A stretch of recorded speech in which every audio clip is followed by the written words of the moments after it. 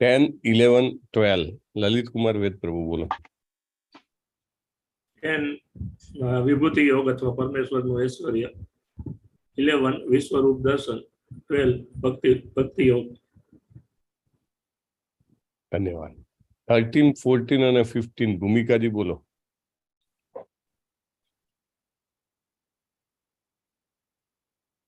One, 2, 3, 4, 5. આદિત્યજી કોટાથી બોલો.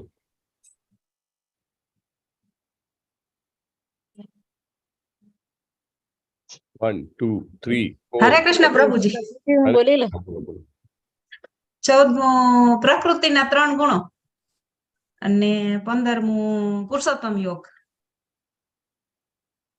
16મો દેવી તથા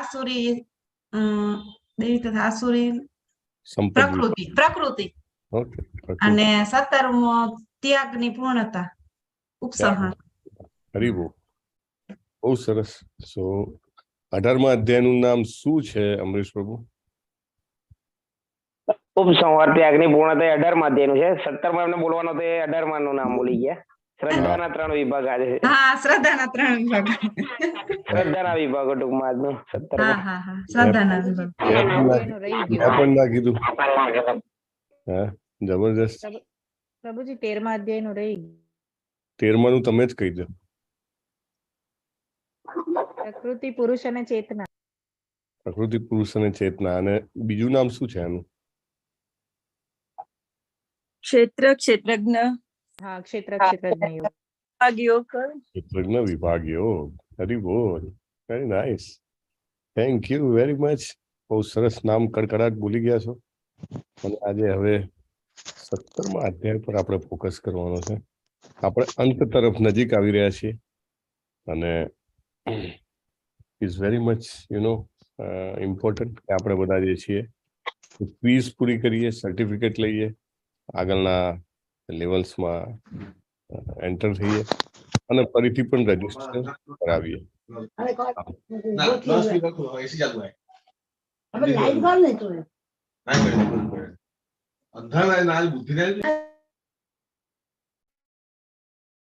ઓમ અજ્ઞાન તિમિરાંધસ્ય જ્ઞાનાંજન શલાકયા ચક્ષુરુન્મિલિતમ યેન તસ્મૈ શ્રી ગુરુવે નમઃ. શ્રી ચૈતન્ય મનોભીષ્ટમ સ્થાપિતમ યેન ભૂતલે સ્વયં રૂપઃ કદા મહ્યં દદાતિ સ્વપદાન્તિકમ. વંદેહમ શ્રી ગુરો શ્રીયુત પદકમલમ શ્રી ગુરુમ વૈષ્ણવાંશ્ચ શ્રી રૂપમ સાગ્રજાતમ સહગણ રઘુનાથાન્વિતમ તમ સજીવમ સાદ્વૈતમ સાવધૂતમ પરિજન સહિતમ શ્રી કૃષ્ણ ચૈતન્ય દેવમ શ્રી રાધા કૃષ્ણ પાદાન સહગણ લલિતાન શ્રી વિશાખાન્વિતાંશ્ચ. હે કૃષ્ણ કરુણા સિંધો દીનબંધો જગતપતે ગોપેશ ગોપિકા કાંત રાધા કાંત નમોસ્તુતે. તપ્ત કાંચન ગૌરાંગી શ્રી રાધે વૃંદાવનેશ્વરી વૃષભાનુસુતે દેવી પ્રણમામિ હરિપ્રિયે.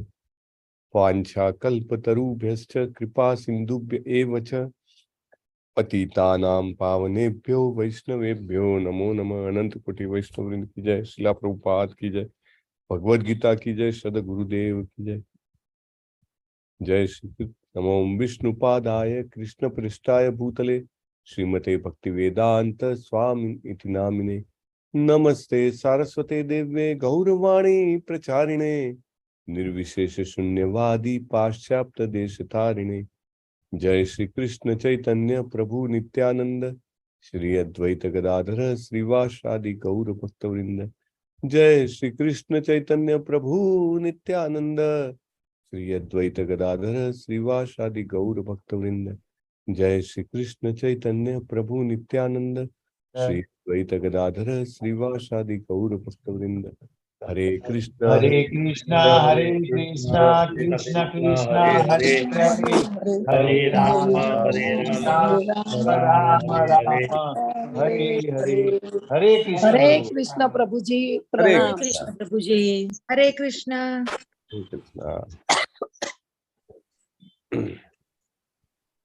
Chapter number 18. श्री राधा गोविंद की 17 prabhuji 17 I am sorry Shri Shri Radha Govind की जय श्री श्री गौर निताय की जय नरसिम्हा देव की जय ओके सो लेट अस અધ્યાયનું નામ છે શ્રદ્ધાના વિભાગો શ્રદ્ધાત્રય વિભાગ યોગ બહુ જ જેને કહેવાય ને કે આમ જોવા જાવ તો મને અત્યાર સુધી ખબર જ નથી હોતી કે શ્રદ્ધાના વિભાગો શું છે શ્રદ્ધાના પણ વિભાગ હોઈ શકે આપણને ખબર જ નથી પણ there are division of faith કે ચાલો લેટ મી સી આજે શું છે ઓકે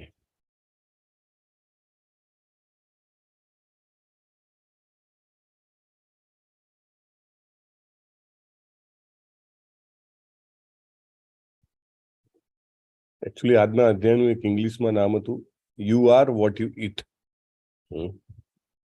ચિલ્ડ્રન્સ બેચમાં આનું નામ આ હતું you are what you eat અને બહુ જ મહત્વનું છે આજે જાણવું okay we'll study it it's a wonderful chapter okay. અધ્યાય 17 શ્રદ્ધાના વિભાગો and I am going to make it I am going to share it okay fine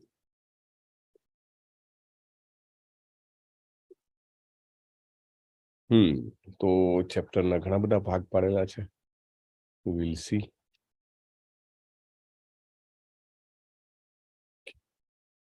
Arjun उवाच ये शास्त्र विधिमुत्सृज्य यजन्ते श्रद्धयान्विता तेषां निष्ठा तु का कृष्ण सत्वमाहो रजस्तमः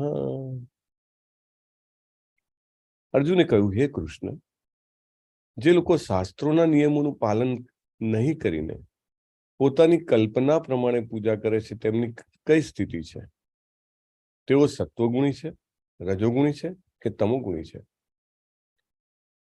14મા અધ્યાયમાં ભગવાને 3 ગુણો વિશે જણાવ્યું હતું એ પછી અર્જુનજી હવે એ જ્ઞાનને જાણે કે આત્મસાત કર્યું હોય એમ હવે શ્રદ્ધાને પણ ગુણમાં વિભાગ કરવા માટે ભગવાનને પ્રાર્થના કરે છે ધીસ ઇઝ વેરી ઇમ્પોર્ટન્ટ કારણ કે મોટા ભાગે આપણે જોયું છે કે લોકો પોતાની શ્રદ્ધામાં છેતરાતા હોય છે પહેલી વાત બીજી વાત કે જે ન હોય એવી વસ્તુમાં વિશ્વાસ ધરાવે છે દાખલા તરીકે અહીંયા આગળ એક ફ્લાઇંગ સ્પેગેટી મોન્સ્ટર એનું જે ચિત્ર આપ્યું છે એવું કહે છે ને એવી કિંવદંતી છે કે આ પક્ષી જે છે એ આકાશમાં ખૂબ ઊંચે જાય અને ત્યાં આગળ એ ઈંડા મૂકે આકાશમાં અને ઈંડું ત્યાંથી નીચે પડે એટલું બધું ઊંચે જાય કે ઈંડું ત્યાંથી નીચે પડે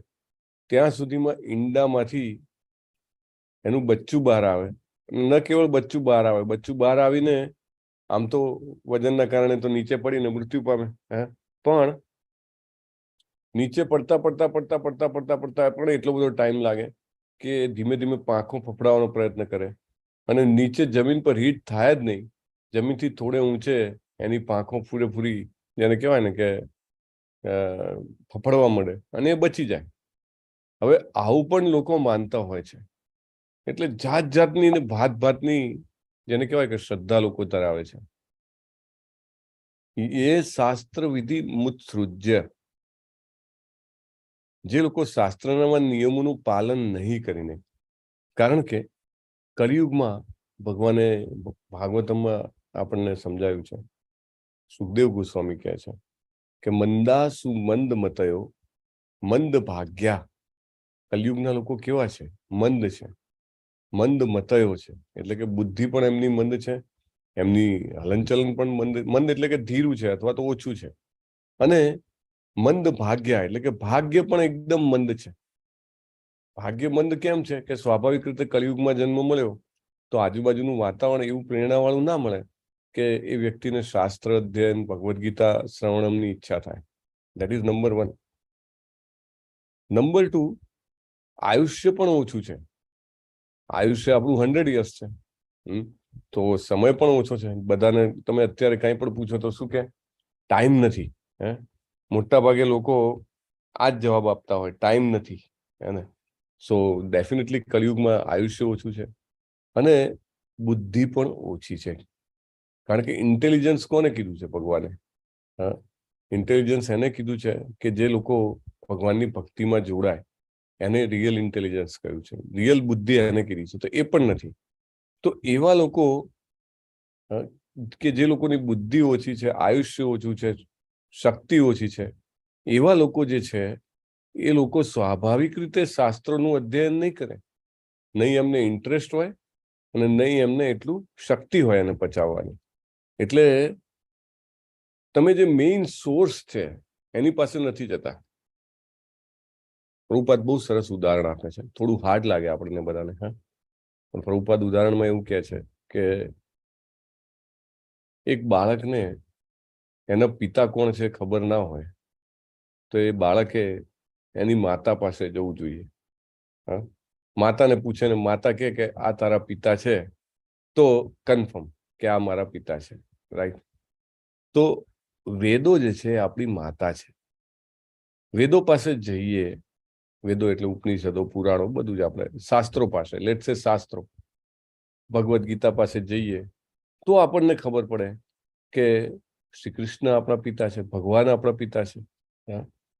એ ખબર જ નહીં પડે ત્યાં સુધી તો કે મારા પિતા કોણ છે. જીવ ક્યાંથી ઉદ્ભવ થયો એ ખબર જ ના પડે. ભગવાન કહે છે ને કે મમઈ વાંસો જીવ લોકે, મારો અંશ એ જીવ લોકમાં છે. પછી ભગવાને એ પણ કીધું કે પિતા અહમસ્ય જગતો માતા ધાતા પિતામહ. હું આખા જગતનો પિતા છું. પછી ત્રીજી જગ્યાએ ભગવાને કીધું અહમ બીજ પ્રદ પિતા. ભગવદ્ ગીતામાં જ અત્યાર સુધી આપણે જોઈ ગયા એની જ વાત ચાલે છે. હું બીજ આપનારો પિતા છું. આ બધું આપણને ક્યારે ખબર પડે? જ્યારે આપણે ભગવદ્ ગીતાનું અધ્યયન કરીએ ત્યારે. અત્યારે કળિયુગના જે મોટા ભાગના લોકો જે છે એ શાસ્ત્ર અધ્યયન કરવા માટે નથી રુચિ ધરાવતા કે નથી શક્તિ ધરાવતા. This is a major fault. આપણા બાળકોને ભલે તમે અત્યારે ભગવદ્ ગીતા ન સમજાવી શકો, પણ એને તમે ચોક્કસ ભગવદ્ ગીતાના શ્લોક પાકા કરાવી શકો. એનામાં એક કુતૂહલ, એક ઇન્ટરેસ્ટ જાગતો થઈ જાય. પૂર્વજન્મના કર્મો હોય તો સ્વાભાવિક રીતે ઉગી નીકળે. તમને બધાને એવું થાય કે અમને જ હજી તો નથી ખબર પડતી ને અમને જ નથી આવડતા ને અમે એમને કેમ કરાવીએ. કેટલા બધા દાખલા છે. આપણે અહીંયા આગળ ભગવદ્ ગીતાના જૂના પાર્ટિસિપન્ટ્સ, વોલેન્ટિયર્સ જે કોઈ પણ છે એમને પોતાને ખબર નહીં પડે પણ એ બાળકોને કરાવે. રાઈટ? તો શું થાય કે ભવિષ્યમાં જતા એ ગીતા પ્રત્યે ખેંચાય, શાસ્ત્ર અધ્યયન પ્રત્યે ખેંચાય. અને એનો ફાયદો શું થશે? એનો ફાયદો થશે કે પોતાની શ્રદ્ધા જે છે એને મિસઇન્વેસ્ટ નહીં કરે. મિસઇન્વેસ્ટ એટલે ખોટી જગ્યાએ શ્રદ્ધાનું રોકાણ કરવું. મોટે ભાગે ખોટી જગ્યાએ શ્રદ્ધાનું રોકાણ થાય છે. અને અર્જુન જે છે એ અર્જુન અને કૃષ્ણજી હતા ત્યારે પણ એવા અમુક લોકો હતા. અને અત્યારે તો કળિયુગ છે તો સ્વાભાવિક રીતે સંખ્યા વધતી જાય. કળિયુગ જેમ જેમ આગળ વધતો જાય તેમ તેમ લોકોની શક્તિ અને મતિ બંને વધતી જાય. બરાબર ને? ધીમે ધીમે વધતી જાય ને પછી વધતી જાય તો એનાથી એમને ફાયદો થાય. બરાબર ને? હા, હા, બધા હાથ પાડજો. કળિયુગ જેમ જેમ આગળ જાય વધતી જશે ને. સાયન્સ બધું શોધી કાઢશે. નવા નવા ઇન્દ્રિય તૃપ્તિના સાધનો શોધાશે તો શું કહેવાય, મતિ અને શક્તિ વધતી જાય કે નહીં? ઘટે. ઘટે. અચ્છા, ઘટે. Okay, okay, thank you. નહીં તો મેં કીધું કે બધા પેલું કે છે ને કે આવા દો, જે આવતું એ આવવા દો. એવું ના હોવું જોઈએ ને. તમે જે કહો છો અમે તો હા, મતિ વધતી જાય, હા, શક્તિ વધતી જાય, હા, એવું નહીં. તો એ ઘટતી જાય ને એટલે એમને કદી ઇન્ટરેસ્ટ ના થાય. પણ એવા લોકો ત્યારે પણ હતા. એટલે અર્જુન આપણા બધા માટે ધ્યાનમાં રાખીને કહે છે કે એવા લોકોની સ્થિતિ કઈ છે, તેઓ રજોગુણી છે, સત્વગુણી છે કે તમોગુણી છે. તો શ્રદ્ધાનું મિસઇન્વેસ્ટમેન્ટ એટલે શું? બહુ સરસ આગળ સ્લાઇડ્સ આવે છે, વિલ સી. સરસ મજાનો ફોટો છે, તમે જોઈ શકો છો. આપણે ભારતમાં એક કોમ્પિટિશન ચાલે છે. શું કોમ્પિટિશન છે ખબર છે? કે 12 ગૌએ બોલી બદલાય એવી જ રીતે દર 12 ગૌએ ભગવાન બદલાઈ જાય. પહેલી વાત. બીજી વાત, દર 5-10 વર્ષે એક નવા ભગવાન શોધી કાઢવાના. બરાબર? આપણે ત્યાં કોમ્પિટિશન છે. અને લોકોને જેને કહેવાય ને કે ભગવદ્ ગીતાનું શરણું મળ્યું નથી, જે પોતાની મા પાસે ગયો નથી, તો એને કેવી રીતે ખબર પડે કે પિતા કોણ છે? રાઈટ? એવી રીતે. એટલે આ લોકો નકલી પિતાઓ શોધી કાઢે છે. તમે જોઈ શકો છો, ક્રિકેટરને પિતા સમજવા, ક્રિકેટર કે કોઈ બી સુપરસ્ટાર, ફિલ્મ સ્ટાર કે નેતા, પોલિટિકલ લીડર, એ બહુ સામાન્ય છે ભારતમાં. એની પૂજા કરવી, આરતી કરવી, એકદમ નોર્મલ વસ્તુ છે. સો તમે જોઈ શકો છો, ભારતમાં ક્રિકેટ છે, ધર્મ છે, અને ધર્મના ભગવાન છે કોણ છે? તો કે આ છે. ઓકે, ફિલ્મોના બધા બહુ શોખીન છે. તો તમે જોઈ શકો છો, મંદિર બન્યા છે સ્પેશિયલ, ફિલ્મ સ્ટારના મંદિર છે, અને એમાં ફિલ્મ સ્ટારની આરાધના કરવામાં આવે છે. Can you imagine? એના જૂતાની પણ આરાધના કરવામાં આવે છે. પોલિટિકલ લીડર્સ જે છે એના પણ પૂતળા અને એના પણ મંદિર છે, એની પણ આરાધના કરવામાં આવે છે. આ બધા અહીંયા આગળ છે. તમે એ બધા તો જવા દો. અહીંયા આગળ દશાનંદ કોનું નામ છે? રાવણ. રાવણનું. રાવણ 10 માથાવાળો. રાવણનું. અને રાવણ કોણ હતો? બહુ મોટો દેવ હતો, નહીં? મહાદેવ. રાક્ષસ હતા. રાક્ષસ હતો. અચ્છા. તો રાક્ષસ હતો. રાક્ષસની પણ અહીંયા આગળ સરસ આરાધના થાય છે. તમે જુઓ, શું નથી થતું અહીંયા આગળ. આપણે અહીંયા આગળ બાજુમાં તમે વાંચો, દશાનંદ મંદિર, 10 માથાવાળો રાવણ છે, બાજુમાં આરતી પણ લખેલી છે, આરતી શ્રી રાવણજી કી. નીચે પૂતળું પણ છે. એટલે શ્રદ્ધા મિસપ્લેસ કરવા માટે લોકો ફરતા હોય છે. એક ગુજરાતીમાં કહેવત છે, જો તમને યાદ હોય તો, લોભિયા હોય ત્યાં ખાલી જગ્યા પૂરો, ધુતારા ભૂખે મરે. તારા ભૂખે ન. એકદમ યાદ છે. તો ભારતમાં જે છે બધા પોતાની શ્રદ્ધાને, જેને કહેવાય ને કે એકદમ ઇઝીલી આપવા માટે લાલાયિત છે, અને એટલે એમની શ્રદ્ધાને લેવા માટે પણ બધા તૈયાર છે. અને ભારતમાં નહીં, આવું બીજે પણ છે. સોરી, મેં ભારતમાં કીધું, આખા વિશ્વમાં. કારણ કે લોકો શાસ્ત્રો પાસે જતા જ નથી. તો ભગવાન શું જવાબ આપે છે? શ્રી ભગવાન ઉવાચ ત્રિવિધા ભવતી શ્રદ્ધા દેહિનામ સા સ્વભાવજા સાત્વિકી રાજસી ચૈવ તામસી ચેતિ તામ શૃણુ. કોઈ શબ્દ તમારું ધ્યાન ખેંચે છે અહીંયા આગળ? શૃણુ.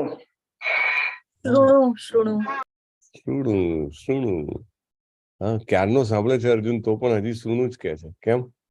અર્જુનને ધ્યાન આમ તેમ થઈ જાય છે? ના, આપણા બધા માટે કહે છે. We have to hear again and again and again, right? અર્જુનજીને તો ભગવાને આગળ જ કીધું કે તું બહુ સરસ સાંભળે છે. અહીંયા આગળ ફરીથી કહે છે, છતાં સાંભળ. ત્રિવિધા ભવતી, 3 પ્રકારની હોય છે. શું હોય છે? શ્રદ્ધા. કોની શ્રદ્ધા? દેહિનામ સા સ્વભાવજા, દેહધારી જીવ દ્વારા પ્રાપ્ત કરેલા પ્રકૃતિના ગુણો પ્રમાણે. સ્વભાવજા એટલે પ્રકૃતિના ગુણો પ્રમાણે 3 પ્રકારની હોય છે, સત્વગુણી, રજોગુણી અને તમોગુણી. આ વિશે હવે તું મારી પાસેથી સાંભળ. This is very important actually. કે ભગવાન શ્રદ્ધાના પ્રકારો સાંભળવા માટે ખાસ અર્જુનને ઉપસાવે છે, અને બહુ ક્લિયરલી કહે છે શ્રદ્ધા પણ સાત્વિકી, રાજસી અને તામસિક હોય છે. માટે તું સાંભળ, કારણ કે આપણે નહીં સાંભળીએ તો આપણે પણ સાત્વિકી, રાજસિક અને તામસિક શ્રદ્ધાઓના આટાપાટામાં ફસાઈ જશું. અને જેની શ્રદ્ધા મિસપ્લેસ થાય ને એનું તો જીવન જ મિસપ્લેસ થઈ જાય. કારણ કે શ્રદ્ધા એ સૌથી મોટો ઇન્ગ્રેડિયન્ટ છે વ્યક્તિના ઉત્સાહ માટે, વ્યક્તિના ધૈર્ય માટે. ઉત્સાહ અને ધૈર્ય જે છે એ શ્રદ્ધા ઉપરથી આવે, right? So this is very important. તમે અહીંયા આગળ જોઈ શકો છો એક ચક્ર છે ઉપર, એમાં રેડ, યલો અને વ્હાઈટ છે. તો રેડ, યલો અને વ્હાઈટમાં આપણે તમોગુણ નથી લીધો, આપણે સત્વ, રજસ અને શુદ્ધ સત્વ લીધેલો છે. તો સત્વગુણી હોય તેની શ્રદ્ધા જો સત્વગુણી હોય તેને જ્ઞાન માર્ગમાં જવાની ઈચ્છા થાય છે. જ્ઞાન માર્ગ એટલે શું? જ્ઞાન માર્ગ એટલે આપણે જયારે પંચકોશ જોયો હતો ને, પંચકોશમાં પહેલું જે હતું એ આનંદમય કોષ હતો નીચે, બરાબર ને? આનંદમય કોષની નીચે શું હતો? વિજ્ઞાનમય કોષ હતો, રાઈટ? અને વિજ્ઞાન હા હા પ્રભુજી, આનંદમય, જ્ઞાનમય, વિજ્ઞાનમય, પછી જ્ઞાનમય, ઉપર હતો, પછી પ્રાણમય અને પછી હા, અન્નમય. ઓકે, મેં કીધું ધ્યાનથી સાંભળો છો તમે, બરાબર છે, સરસ. સો જે આનંદ જે છે, સોરી, જે જ્ઞાન છે એ કયા કોષમાં આવે છે? અન્નમય કોષમાં આવે જ્ઞાન? નહીં, અન્નમય, પ્રાણમય, પછી વિજ્ઞાનમય, પછી જ્ઞાનમય, બરાબર? જ્ઞાન પછી વિજ્ઞાન અને વિજ્ઞાન પછી આનંદ, બરાબર? તો જ્ઞાનમય કોષ જે છે એટલે વ્યક્તિ જયારે તે લેવલ પર પહોંચે છે ત્યારે લગભગ સત્વગુણ વાળી શ્રદ્ધા ધરાવે છે. એવું નથી કે 100% સત્વગુણ હોય, પણ એની શ્રદ્ધા જે છે એ સાત્વિક બને છે. એને ઈચ્છા થાય છે કે આ અન્નમય કોષમાં હતો ત્યારે મારે રોજનું ખાલી ખાવા સિવાય હું કઈ વિચારતો નહોતો.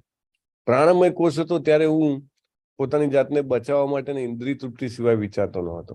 પણ જ્ઞાનમય કોષમાં આવ્યો, હવે એને ઈચ્છા થાય છે કે હું કોણ છું, હું શું કામ આ ભૌતિક જગતમાં ફસાઈ ગયો છું, શા માટે મારે જન્મ, મૃત્યુ, જરા, વ્યાધિ સહન કરવું પડે છે, શા માટે મારે આદિ ભૌતિક, આદિ દૈવિક, આધ્યાત્મિક ક્લેશો વેઠવા પડે છે. એટલે એની ઈચ્છા થાય છે કે મારે મુક્તિ લેવી જોઈએ, મને મુક્તિ મળવી જોઈએ, આ જન્મમાંથી, મૃત્યુમાંથી મુક્તિ મળવી જોઈએ. એટલે પ્રયત્ન કરે, અને એ પ્રયત્ન કરે જાણવાનો, ભગવાન એને ફેસિલિટેશન કરે, કારણ કે ઉપદ્રષ્ટા હનુમંતા છે, ભગવાન એને વ્યવસ્થા કરી આપે. પણ એની પ્રોસેસ છે એ માત્ર જ્ઞાનની પ્રોસેસ છે, માટે એ બ્રહ્મ સુધી પહોંચી શકશે. એને બ્રહ્મ રિયલાઇઝેશન થાય અને એને જ્ઞાની કહેવાય છે. નેક્સ્ટ, રજોગુણમાં હોય કોઈની શ્રદ્ધા, તો રજોગુણમાં હોય કર્મયોગનો માર્ગ અપનાવે છે. અને કર્મયોગનો માર્ગ જ્યારે અપનાવે છે ત્યારે એની એકમાત્ર ઈચ્છા ભોગની હોય છે.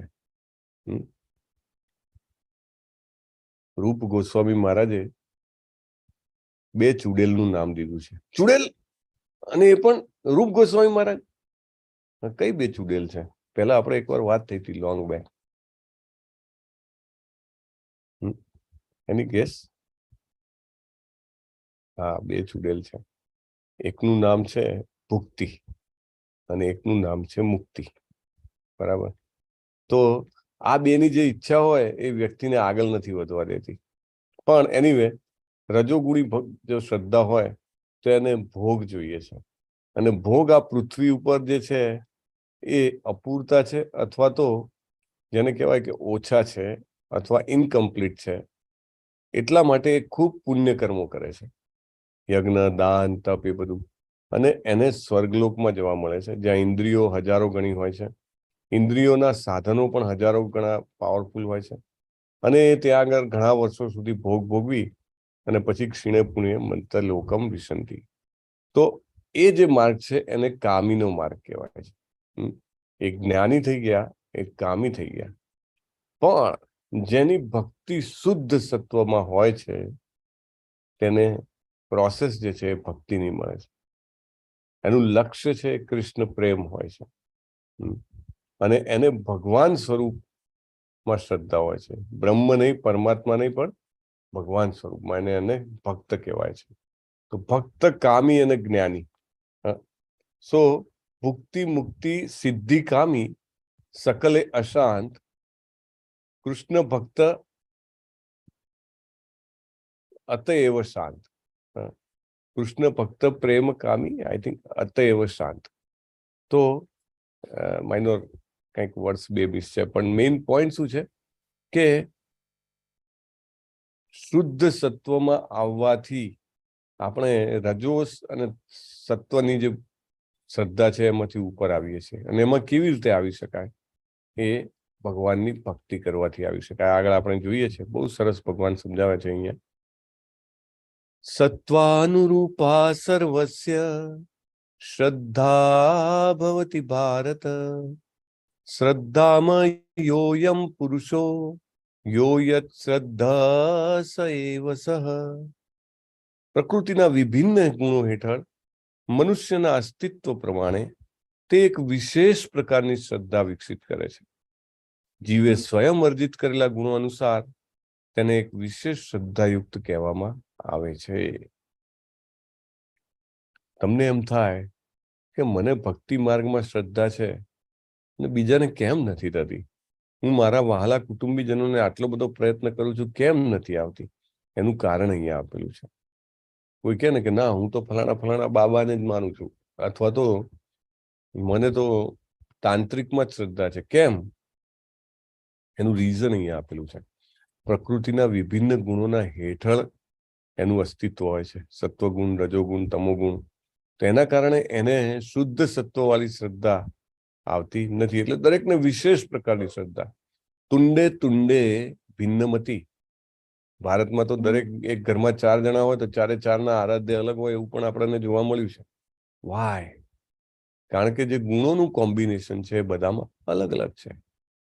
જ્યારે સાચું જેને કહેવાય કે શુદ્ધ સત્વ અથવા તો રજો તમોનું જે માપ છે લગભગ નિર્મૂલ થાય માત્ર શ્રદ્ધામાં, ત્યારે એને ભગવાન શ્રી કૃષ્ણ પ્રત્યે શ્રદ્ધા આવે. અધરવાઇઝ ઇટ ઇઝ મોર કે ભાઈ ભોગવી લ્યો તો સ્વર્ગમાં રજોગુણી શ્રદ્ધા, અથવા તો મુક્તિ પામી લ્યો તો જ્ઞાન, તો સત્વગુણી શ્રદ્ધા. પણ શુદ્ધ સત્વગુણી શ્રદ્ધા આવતી નથી.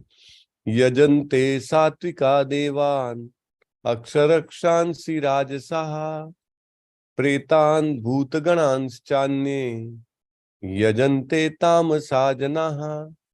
સત્વગુણી મનુષ્યો દેવોને પૂજે છે, રજોગુણી અસુરોની પૂજા કરે છે, તમોગુણી ભૂત પ્રેતને પૂજે છે. બહુ જ ક્લિયર બતાવી દીધું. ભગવાન પોતે કહે છે, આપણે જ નક્કી કરી લેવાનું કે આપણે શેમાં છીએ.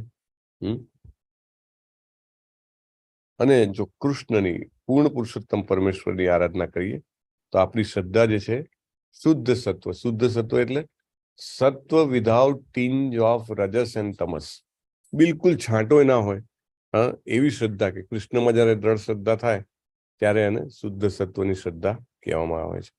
અહીંયા શીલા પ્રભુપાદ છે, કૃષ્ણ બલરામ ની આરાધના કરી રહ્યા છે ટેમ્પલ ઓપનિંગ વખતે. જે લોકો કૃષ્ણની, સોરી આપણે નીચેથી ચાલુ કરીએ, ભૂત પ્રેતની આરાધના કરે છે, ભગવાન કહે છે એ લોકો ભૂતિયા ગ્રહોમાં જાય છે. યાંતિ દેવ વ્રતા દેવાન પિતૃયાંતિ પિતૃવ્રતા ભૂતાની યાંતિ ભૂતેજ્યા યાંતિ મદ્યાજીનોપી મામ. This is very important. તમે જુઓ છો આ જગતમાં પણ જે દારૂડિયા હોય છે એમને દારૂ પીવા વાળા મળી જાય છે, જે જુગારી હોય છે એમને જુગાર રમવા વાળા મળી જાય છે, જેને ફિલ્મ જોવા જવું હોય એને ફિલ્મ જોવા વાળા મળી જાય છે, જેને પોલિટિક્સ ની વાત કરવી હોય એને પોલિટિક્સ ની વાત કરવા મળી જાય છે કે નહીં? દરેક વ્યક્તિ જે છે એને પોતાના જેવા વ્યક્તિ મળી જ જાય છે. તો આ વસ્તુ, આ ઘટના કેવી રીતે બને છે? આ ઘટના આવી રીતે બને છે કે શ્રદ્ધા પ્રમાણે સંગ મળતો હોય છે. એનથી ઉલટું પણ સાચું છે કે સંગ પ્રમાણે શ્રદ્ધા બને છે. That is also right. બંને વાઇસ વર્સા સરખું છે. તો જેની ભૂત પ્રેતમાં શ્રદ્ધા હોય છે એ લોકોને ભૂતિયા ગ્રહો પર સ્થાન મળે છે. જેની રાક્ષસોમાં શ્રદ્ધા હોય છે તેને નર્કમાં સ્થાન મળે છે. જેની દેવી દેવતાઓમાં શ્રદ્ધા હોય છે એમને સ્વર્ગમાં સ્થાન મળે છે. અને જેમની કૃષ્ણમાં ભગવાનમાં શ્રદ્ધા હોય છે એમને વૈકુંઠ અથવા ગોલોક વૃંદાવનમાં સ્થાન મળે છે. તો પછી જે લોકો સુપરસ્ટાર, ક્રિકેટર અથવા સ્પોર્ટ સ્ટાર, પોલિટિકલ લીડર્સ એમની આરાધના કરે તો એ લોકો ક્યાં જાય? જ્યાં આગળ એમના લીડર્સ જતા હોય ત્યાં જાય. This is very important. કેમ? એમના લીડર્સ જે છે એ ક્યાં જશે? એમના લીડર્સ જે છે એ લીડર્સ મોટે ભાગે અધોગતિમાં જતા હોય છે. કારણ કે એ લોકો માસનું નેતૃત્વ કરે છે. એમનાથી જે કાંઈ પણ ખોટું થાય એની ઇફેક્ટ મલ્ટિપલ ટાઈમ્સ હોય છે. એવું કે છે રાજા કે નેતા હોય અથવા આખા દેશનો કે સમજો રાજ્યનો, ગામનો, તો એના એરિયામાં જેટલું પણ ખોટું થાય, પાપ થાય, એનો 6ઠ્ઠો ભાગ રાજાને લાગે છે. હા, તો રાજા પાપી થયો કે નહીં? તો રાજાની ગતિ ખરાબ થઈ કે નહીં? તો જે રાજાની આરાધના કરશે એની ગતિ રાજાની પાછળ ખરાબ થશે કે નહીં? Very simple logic. તમારા ઘરમાં કંઈ પણ ખોટું થતું હોય અને તમે જો અધ્યક્ષ હો તો તમારે એની જવાબદારી લેવી પડે કે ના લેવી પડે? It is like that. So આપણે નક્કી કરવાનું છે કે આપણે ક્યાં જવું છે, આપણું ડેસ્ટિનેશન શું છે, એના ઉપરથી આપણે કોની આરાધના કરવી એ નક્કી કરી શકીએ છીએ. This is very important. જેવી રીતે વિદ્યાર્થી હોય એ સમજો 8મામાંથી 9મામાં આવે અથવા 10મામાંથી 11મામાં આવે, તેની પાસે સબ્જેક્ટ સિલેક્ટ કરવામાં આવે કે તારે સાયન્સ લેવું છે કે મેથ્સ લેવું છે, આર્ટ્સ લેવું છે કે કોમર્સ લેવું છે, રાઈટ? અને એ પ્રમાણે મહેનત કરે તો સમજો કોમર્સ લીધું હોય તો એ સીએ બની શકે. અને પછી સીએનું જે ગ્રુપ હોય એ ગ્રુપમાં એની એન્ટ્રી થાય. એને સમજો કે સાયન્સ લીધું હોય તો એ મેડિકલ લાઈનમાં જાય તો એને મેડિકલ વાળા લોકો સાથે એની ઉઠક બેઠક થાય. એને મેથ્સ લીધું હોય અને સમજો એ એન્જિનિયર બને તો ટેકનિકલ લોકો સાથે ઉઠક બેઠક થાય. સ્વાભાવિક છે કે નહીં? તો એવી જ રીતે જે આપણે આજીવન જે મહેનત કરીએ છીએ, સ્ટડી કરીએ છીએ, એ પ્રમાણે આપણને મૃત્યુ પછી સ્થાન મળે છે. જ્યાં જેવું આપણે પરિસ્થિતિમાં યજન કર્યું હોય ત્યાં આપણને જવા મળે છે. બહુ સરસ પોઈન્ટ છે, એકચ્યુઅલી બહુ સૂક્ષ્મ પોઈન્ટ છે. આપણે જીવન દરમિયાન કોની સાથે સમય પસાર કરવો એ આ બતાવે છે. ઓકે, આનાથી પહેલા એક ઇમ્પોર્ટન્ટ પોઈન્ટ છે કે જો આપણે આપણી દ્રષ્ટિ લિમિટેડ રાખશું તો મોટે ભાગે આપણે કશું અચીવ નહીં કરી શકીએ. એક બીજી કહેવત છે ગુજરાતીમાં, નિશાન ચૂક માફ, ખાલી જગ્યા પૂરો. પણ નિશાન નહીં માફ નીચું નિશાન. હા, એક્ઝેક્ટ વર્ડ એ છે. નિશાન ચૂક માફ, નહીં માફ નીચું નિશાન. અત્યારે તો લોકો એવું કે ભાઈ ભૂત પ્રેત જે છે ત્યાં આગળ સુધી તો પહોંચાય તો બહુ સારું છે, તો એમ કરીને અથવા તો સ્વર્ગલોકમાં પહોંચી જઈએ તો બહુ સારું. ત્યાં આગળ તો વિપરીત વૃત્તિના સાધનો છે જ. ખબર નહીં વૈકુંઠમાં જવા મળશે કે નહીં. ના, એ ના ચાલે. વિશ્વ ટાર્ગેટ. અને ટાર્ગેટ કરવાનો ફાયદો શું છે? ટાર્ગેટ કરવાનો ફાયદો એ છે કે આપણે જે છે આપણી ઇવન ઇફ આપણે નિષ્ફળ જઈશું તો પણ કૃષ્ણ જે છે એ આપણને એવી પરિસ્થિતિમાં રાખશે કે આપણે at least if not 1 time, 2 time, 3 time, may be very short સ્પાનમાં આપણે ભગવત ધામ પહોંચી શકીએ છીએ. એટલે આ શ્લોકમાં કૃષ્ણ જે છે બહુ જ ક્લિયરલી કહે છે કે આપણી શ્રદ્ધા જો આડી અવળી મિસપ્લેસ થયેલી હોય તો એને જલ્દી ભેગી કરી નાખો. બહુ સરસ કહે છે, યાંતિ મદ્યાજીનો અપિમામ. મદ્યાજી, મદ વત્તા યાજી, મારી ભક્તિ જે કરે છે, અપિમામ, તે મારી પાસે આવે છે. હવે ભગવાન જે છે એ આહારના 3 ગુણો પ્રમાણે પ્રકાર કહે છે. આયુ, સત્વ, બલ, આરોગ્ય, સુખ, પ્રીતિ, વિવર્ધના, રસ્યાહ, સ્નિગ્ધાહ, સ્થિરા, હૃદયા, આહારાહ, સાત્વિક, પ્રિયાહ. સત્વગુણી અન્ન જે હોય છે, જે અહીંયા આગળ ફોટામાં આપેલું છે, બહુ સરસ. તમને પણ ખ્યાલ હશે, ઉપવાસ કર્યો હોય એ દિવસે મન એક અલગ જ, જેને કહેવાય ને કે નવીનતા અનુભવ કરે છે. મનને એક પ્રકારની શાંતિનો અનુભવ થાય છે. એક શું કામ ઉપવાસ આપણે એકાદશીના દિવસે અથવા તો કોઈ આચાર્યનો જન્મદિવસ કે તિરોભાવ દિવસ હોય ત્યારે ઉપવાસ કરવાનું કહેવામાં આવે છે? કારણ કે જો તમે આવું સાત્વિક અન્ન લો તો એનાથી દાખલા તરીકે ફળ ફૂલ છે, દૂધ છે, એ બધું લેવાથી શું થાય છે, આપણું મન જે છે એકદમ, જેને કહેવાય કે શુદ્ધિમાં રહે છે. અને એના કારણે આપણે ઘણા બધા આધ્યાત્મિક કાર્યો, ભગવાનની સેવાના કાર્યો કરી શકીએ છીએ. There is a subtle science. આપણે જે ખાઈએ છીએ એમાંથી જેવી રીતે આપણું લોહી બને છે, આપણા સ્નાયુઓ બને છે, આપણા હાડકાં બને છે, આપણા વાળ બને છે, આપણા નખ બને છે, એવી જ રીતે એના સૂક્ષ્મ ભાગમાંથી આપણું મન પણ બને છે. મોટે ભાગે તમે જુઓ તો જે અત્યારે ઘણા બધા લોકોને ડિસીઝ હોય છે, ડિપ્રેશન હોય કે અધર ધેન ધેટ નર્વસનેસ હોય, સ્ટ્રેસ હોય, એન્ઝાયટી હોય, તો આ બધા કારણોમાં લોકો ઘણા બધા બીજા ઉપાયો અપનાવે છે. દવાઓ લેશે અથવા તો જાત જાતની, જેને કહેવાય કે એક્ટિવિટીમાં જોડાશે, પણ મુખ્ય વસ્તુ પર ધ્યાન નથી આપતા. તમારા આહારને જ્યારે તમે પ્યુરિફાય કરો તો ઓટોમેટિકલી તમારું મન જે છે નવી જ પ્રસન્નતા અનુભવે છે. એટલે ધીસ ઇઝ વેરી ઇમ્પોર્ટન્ટ. અને કેવું હોય છે, જે સાત્વિક અન્ન હોય કેવું હોય, સુખ અને તૃપ્તિ આપનારું, રસયુક્ત હોય, રસ આવે એમ, સ્નિગ્ધ હોય, પોષણ કરનારું હોય. સો ઇટ્સ આ ચોક્કસ અનુભવ થાય છે. તમને ક્યારેક એવું લાગે કે મનમાં તણાવ ખૂબ છે, ચિંતા ખૂબ છે, અથવા તો જેને કહેવાય ને કે નર્વસનેસ ને છે, તો ત્યારે તેવા સમયે જો તમે તમારો આહાર જે છે ચેન્જ કરો ને, તો મોસ્ટ ઓફ ધ ટાઈમ્સ 6 થી 8 કલાકમાં જ, જેને કહેવાય ને કે તમને એક અલગ જ રિલેક્સ નો અનુભવ થતો હોય છે. You feel completely relax.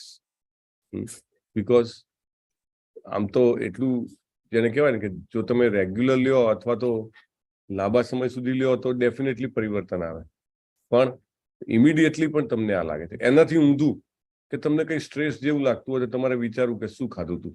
એને મોટે ભાગે અન્ન જે છે એ તુરંત મનના વિચારો પર અસર કરે છે. સાત્વિક અન્ન ભગવાનને ભોગમાં ધરાવવામાં આવે છે. ભગવાન રાજસિક કે તામસિક ખાતા નથી. અને ઇસ્કોનના ટેમ્પલમાં તમે જાઓ તો ભગવાનને જાણે કે 32 પ્રકારના વ્યંજન ધરાવ્યા હોય, એટલું બધું બનાવે, બધું જ સાત્વિક હોય.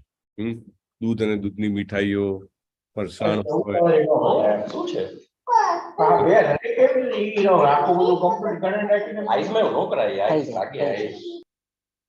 તો હરે કૃષ્ણ પ્રભુજી. હરે કૃષ્ણ. મારો એક ક્વેશ્ચન છે કે મેં એવા બી જોયા છે કે જે ભક્તિ બી કરતા હોય અને માંસાહારી ભોજન લેતા હોય, તો એ કઈ યોનિને પ્રાપ્ત કરે? ઓકે, તમારો સવાલ જે છે ને એ મેં મારી નજરે પણ નિહાળ્યું છે. દાખલા તરીકે તમે ઈસ્ટ બાજુ જાઓ, ઈસ્ટમાં ઘણા બધા, જેને કહેવાય કે બંગાળમાં ઘણા મોટા ભાગના લોકો જે છે ફિશ ખાતા હોય છે, બરાબર. અને ઇવન પુરીની આજુબાજુમાં પણ એ લોકો જે છે એ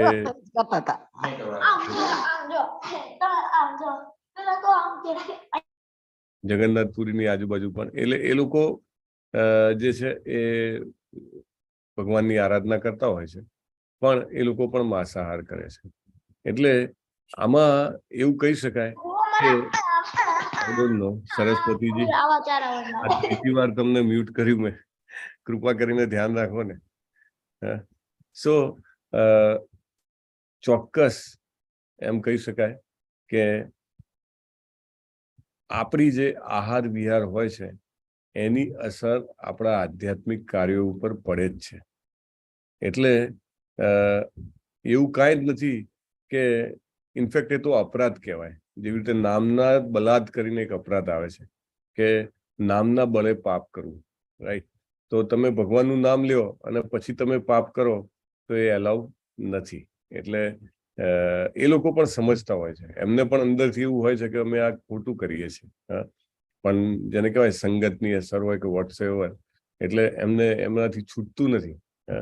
પણ જો એ શાસ્ત્ર અધ્યયન કરે, પ્રભુપાદ કહે છે ને કે હું અમેરિકાથી જે લોકોને લઈ આવ્યો એ લોકો આટલા જેને કહેવાય પેઢીઓથી માંસાહાર કરતા હતા, એમનું માંસાહાર છૂટી ગયું. અને અહીંયા આગળના લોકો જે પોતાને કહેવાતા રિલિજિયસ લોકો માને છે એ લોકો તો માંસાહાર કરે છે. એટલે ઉપર છેલ્લો જે દેખાડાનો ધર્મ જે છે કે જેના માટે મારવા કાપવા માટે તૈયાર હોય અને મરાઈ કપાઈ જવા માટે પણ તૈયાર હોય, એ ધર્મ એકચ્યુઅલી દંભ છે માત્ર. એ પોતાની બોડી સાથેની આઈડેન્ટિટી છે કે હું આ સંપ્રદાયમાં જન્મ્યો છું એટલા માટે હું આ છું, રાઈટ? નહીં. સાચો ધર્મ શું છે? પ્રભુપાદ કહે છે સાચો ધર્મ જે છે એ ભગવાન વિશે જાણવા માટે અને ભગવાનને પ્રેમ કરવા માટે આપણને પ્રેરે છે. એને સાચો ધર્મ કહેવાય. અને જો તમે ભગવાનને પ્રેમ કરો તો બીજા જીવને મારી જ ના શકો. એટલે એમની ગતિ જે છે એ તમે સમજી શકો છો, વિચારી શકો છો કે કેવી હોય છે, રાઈટ? ભગવાનની ભક્તિ કરવા એ ભક્તિ ખરેખર સાચી છે કે માત્ર જેને કહેવાય કે એક જનૂન છે દેખાડાનું? તો એ બેમાં ઘણો બધો ફેર હોય છે. એટલે વી કેન નોટ કન્સિડર કે ભગવાનની ભક્તિ કરે છે એટલે બધું કરી શકે અને બધું કરવું જોઈએ. અને ટોટલી પ્રભુપાદે તો એને સ્ટ્રિક્ટલી કીધું છે, ઇટ હેઝ ટુ બી અવોઇડેડ. બાકી તમે ભક્ત કેના બની શકો? ભગવાને તો કીધું છે સુરિદમ સર્વભૂતાનામ જ્ઞાત્વા મામ શાંતિ મૃચ્છતિ, રાઈટ? ભગવાનને દરેક જીવના હૃદયમાં રહેલા જાણવાના છે, હૃદયમાં રહેલા અને મિત્ર જાણવાના છે. તો એમનું માત્ર જેને કહેવાય કે બહારની દ્રષ્ટિએ એમનું તમને ભક્તિ લાગે, પણ ભક્તિ કહેવાય નહીં એને. સાચી ભક્તિ શું છે? સાચી ભક્તિની શરૂઆત એનાથી થાય કે દરેક જીવમાં ભગવાનના દર્શન કરે. બ્રાહ્મણે કવિ હસ્તીની સુની ચૈન સ્વપાકે છે પંડિતા સમદર્શીના, રાઈટ? એટલે જ્ઞાન વગરની ભક્તિ કહેવાય અને કે એમાં નોલેજ કાંઈ નથી કે કોઈને મરાય કે નહીં, માંસાહાર કરાય કે નહીં. એમ જ તમે એમ માનો કે હું તો ભક્તિ કરું છું તો એ ભક્તિ થોડી કહેવાય. ભક્તિમાં ભક્તિના પાસા વિશેની ખબર હોવી જોઈએ, રાઈટ? એટલે એને ભક્તિ કહી જ ના શકાય. એ માત્ર કોઈક સંપ્રદાયનું પાલન કરતા હોય, એમને એમ લાગે કે અમે જે કરીએ છીએ બરાબર કરીએ છીએ, સો બી ઇટ. પ્રભુપાદ કહેતા હતા કે બંગાળમાં એવા ઘણા લોકો જે છે કે જે પીએચડી ચૈતન્ય ચરિતામૃતમાં કરેલું હોય, ચૈતન્ય ચરિતામૃતમાં પીએચડી. આપણે અહીંયા આગળ શું કરીએ છીએ કે ભગવદ્ ગીતાને આપણે ગ્રેજ્યુએશન ગણીએ છીએ, ભાગવતમને આપણે પોસ્ટ ગ્રેજ્યુએશન ગણીએ છીએ અને ચૈતન્ય ચરિતામૃતને પીએચડી કર્યું છે. પણ કે એમના જીવનમાં છાંટોય તમે જુઓ તો કે સત્વગુણનો પણ ના હોય. એ જ વ્યસન કરતા હોય, એ જ વ્યભિચાર કરતા હોય, શું કરવાનું? પ્રભુપાદ બીજા લોકો કે વૃંદાવનમાં ઘણા પ્રભુપાદ કહેતા હોય કે એ લોકો જબરજસ્ત જેને કહેવાય રાધા કૃષ્ણના વીરના ભજનો સંભળાવે, આંખોમાંથી આંસુ વહ્યા જતા હોય, મોટે મોટેથી ગાતા હોય, અને જ્યાં કે બ્રેક પડે દોડતા કે સ્ટેજની પાછળ જાય અને પછી કે બીડી પીવી કે ગળામાં સોસ પડ્યો છે બીડી પીવાની અથવા ચા પીવાની જરૂર પડે. સો એને પ્રભુપાદ કહે છે એ નર્યો દેખાડો છે, સહજિયા છે. Okay, I hope I have answer ઉદાહરણ સાથે. હરે કૃષ્ણ. પણ જો એને ઈચ્છા હોય કે ના મારે સાચું આગળ જવું છે, ધેન ઇટ્સ ગુડ. કે નહીં, મારે ભગવાનની ભક્તિ કરવી છે, મારે આ બધું છોડવું છે, હું મારા જન્મથી અથવા તો મારા આજુબાજુના સંસર્ગના કારણે કરવા આવ્યો છું, તો ધીરે ધીરે ચોક્કસ છૂટી શકે છે. એની ભક્તિ જો અનન્ય હોય, ભગવાનને પ્રાર્થના કર્યા કરે, કારણ કે દરેક સાધુનો એક ભૂતકાળ હોય છે, દરેક સારા વ્યક્તિનો એક ભૂતકાળ હોય છે, રાઈટ? તો એને પણ એ હંમેશા ભગવાનને પ્રાર્થના કર્યા કરે કે મારે આ છોડવું છે ભગવાન, તો ભગવાન એને ક્યારેક વ્યવસ્થા કરી આપે, થોડાક સમયમાં એ વ્યવસ્થા થઈ જાય, રાઈટ? અપી ચેતસુ દુરાચારો ભજતે મામ અનન્ય ભાગ સાધુ રેવસ મંતવ્ય સમ્યક વ્યવસ્થિતો હિસ. જો અનન્ય ભક્તિ કરતો હોય તો ભલે ગમે તેવો દુરાચારી હોય પૂર્વે, છતાં એને સાધુ માનવો. ક્ષિપ્રમ ભવતી ધર્માત્મા, તુરંત એ ધર્માત્મા બની જશે. પણ એવું હોતું નથી મોટા ભાગના કેસમાં. હરે કૃષ્ણ ભૂમિકાજી. પ્રભુજી સરસ સમજાયું. ધન્યવાદ. આપણે જે ખાઈએ છીએ એમાંથી ઘણું બધું જે છે માંસમાં શોષાય છે, સ્ટૂલ બને છે, અને બાકીનું બધું મન બને છે. એટલે આપણે નક્કી કરવાનું છે આપણે આપણું મન શેમાંથી બનાવવાનું છે. ઓકે. તો કૃષ્ણ ભોગ માટે જયારે તમે બનાવી રહ્યા હો તો કેવી રીતે બનાવવું જોઈએ? ખૂબ સભાનતા સાથે રસોઈ કરવી જોઈએ. હું ખરીદવા જઈ રહ્યો છું શાક, તો આ શાક જે છે એનાથી કૃષ્ણ ભોગ બનાવવાનો છે. મનમાં એકદમ ઉત્સાહ, કૃષ્ણને દૂધી ભાવે છે, મારે દૂધી લઈ આવી છે, સરસ મજાની કુણી દૂધી લઈ આવું, કૃષ્ણ માટે બનાવું છું. રાઈટ. કૃષ્ણને પ્રેમ અને અવતરણ સાથે ઓફર કરે છે. બનાવીને પછી શું કરવાનું? આ મૂક્યું ખાઈ લેજો. નહીં, મને તો ટાઈમ નથી, tin tin tin tin tin, ચલો જલ્દી જલ્દી જલ્દી, આટલી બધી વાર કરવાની? ના, એવું નહીં. ખૂબ પ્રેમ સાથે જમાડવાનું. અને એક યોગ્ય મૂડ હોવો જોઈએ ભગવાનને ધરાવવા માટે, કે બધું તારું છે ને તને અર્પણ કરી રહ્યો છું, પણ મારો ભાવ જે છે તું સ્વીકારજે. અને અર્પણ કર્યા પછી શું કરવાનું? કાંઈ નહીં, એને સન્માન કરવાનું. સન્માન કરવાનું, એવું નહીં કે ખાઈ લેવાનું. સન્માન, કે હું આપણે ખાતા હોય તેમ થવું છે કે હા, કૃષ્ણ ને કૃષ્ણ પ્રસાદ એક જ છે, એટલે હું ભગવાનને જેને કહેવાય કે હું મારું માન આપી રહ્યો છું. અને એના પરિણામો શું છે? જબરજસ્ત પરિણામો છે, એકદમ જોરદાર પરિણામ છે. જે લોકો, ઘણા બધા લોકો જે છે એ માત્ર કૃષ્ણ પ્રસાદ લેતા હોય છે, અને તમે જુઓ તો એમના જીવનમાં અદ્ભુત પરિવર્તન આવે છે. શું પરિવર્તન આવે છે? હાઈટ વધી જાય છે, વજન ઉતરી જાય છે, ઓછું થઈ જાય છે, ભક્તિ વધે છે. ભક્તિ વધે છે. અને પહેલું જ એમને દેખાય ઇમિડિયેટલી કે એની જીભ ઉપરની કંટ્રોલ વધતો જાય. નહીં તો મોટે ભાગે કંઈક જોયું છે, પોતાનું કંઈક ગળ્યું વસ્તુ હોય કે કોઈ ભાવતી સબ્જી હોય, જોવે ને જ એમ થઈ જાય, પછી વિચાર ના આવે, પહેલા આપી દો. કોણે બનાવ્યું છે, ભગવાનને ધરાયું છે કે નહીં, એવો વિચાર ના આવે. પણ જ્યારે વ્યક્તિ માત્ર કૃષ્ણ ભોગ લેતો થાય ને, કૃષ્ણ પ્રસાદ, ત્યારે એને પહેલું રિયલાઇઝેશન એ આવે કે એની જીભ જે છે એના કંટ્રોલમાં આવી શકે. This is first realisation. અને રૂપ ગોસ્વામી પાદ કહે છે, મનુષ્યની બધી ઇન્દ્રિયોમાં સૌથી વધુ ડેન્જર ઇન્દ્રિય છે. ડેન્જર ઇન ધ સેન્સ કે કંટ્રોલ કરવી મુશ્કેલ જે છે ને, એ જીભ છે, સૌથી વધુ મુશ્કેલ. એટલે રૂપ ગોસ્વામી પાદે નેક્ટર ઓફ ઇન્સ્ટ્રક્શનમાં ભક્તિને પ્રતિકૂળ એવા 6 ગુણોની જે વાત કરી છે, એમાં સૌથી પહેલી વાત કરી છે અત્યાહાર પ્રયાસશ્ચ પ્રજલ્પો નિયમાગ્રહ જનસંગશ્ચ લૌલ્યશ્ચમ ષડભિર્ભક્તિર્વિનિશ્યતિ. અત્યાહાર, બરાબર ખવાઈ જાય, બહુ જ વધારે પડતું. કેમ? કે આપણે આપણી જીભ માટે ખાઈએ છીએ. પ્રભુપાદ એવું કહે છે, હું એવું નથી કહેતો કે આઈ એમ ઇન ધેટ કોન્શિયસનેસ, પણ જીભને શુદ્ધ કરવા માટે પણ બોલવું પડે. અને એમ કરતા કરતા આપણે પણ એ સ્ટેજ પર પહોંચીએ એવી એક હૃદયપૂર્વકની પ્રાર્થના હોય કે વ્યક્તિ જ્યારે કૃષ્ણ પ્રસાદ જ ખાય છે, ત્યારે સ્વાભાવિક રીતે ખાતો નથી, એ ભગવાનનું સન્માન કરે છે. ઓનરિંગ કૃષ્ણ પ્રસાદ એવું કહેવાય છે, રાઈટ.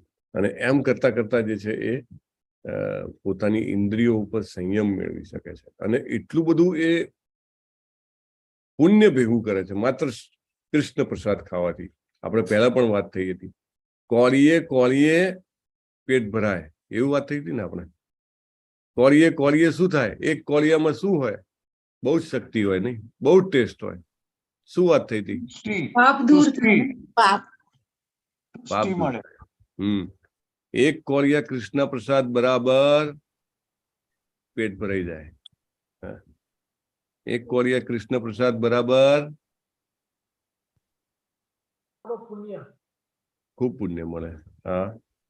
એક કોળિયા કૃષ્ણ પ્રસાદ બરાબર 200-300 રૂપિયા, બરાબર. અશ્વમેઘ યજ્ઞ છે. કોણ બોલ્યું અશ્વમેઘ યજ્ઞ? જિંકલ માતાજી બોલ્યા. યસ, હરી બોલ. કોટી અશ્વમેઘ યજ્ઞ કરતા પણ વધારે ફળ મળે છે. કોટી એટલે 1 કરોડ.